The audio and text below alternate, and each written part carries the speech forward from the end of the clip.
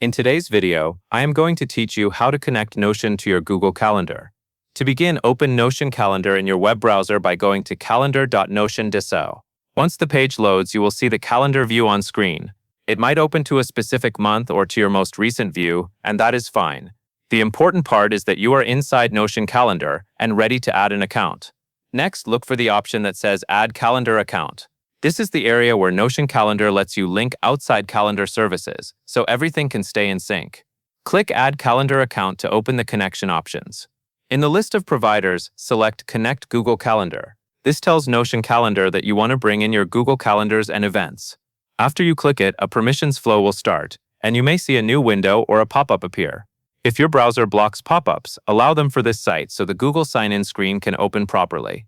Now click Continue to Google Permissions. This moves you from Notion Calendar over to Google, where you will approve the connection. Google will ask you to sign in or choose an account. On the Account Chooser screen, click the Google account you want to connect. For privacy and organization, make sure you select the same account where your main calendar lives, especially if you manage multiple Google profiles. After selecting your account, Google will show a permissions or consent page. This explains what Notion Calendar is requesting access to, such as viewing your calendars and managing events, so it can display them correctly and keep updates in sync. Take a moment to read the details so you understand what you are approving. Finally, proceed through the remaining consent screens by clicking the highlighted approval button on each page. The wording can vary, but it is typically something like Allow or Continue. Once you approve, Google will complete the authorization and send you back to Notion Calendar automatically.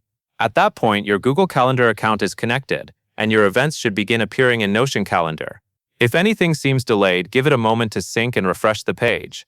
That covers everything you need to know, and that is all there is to it.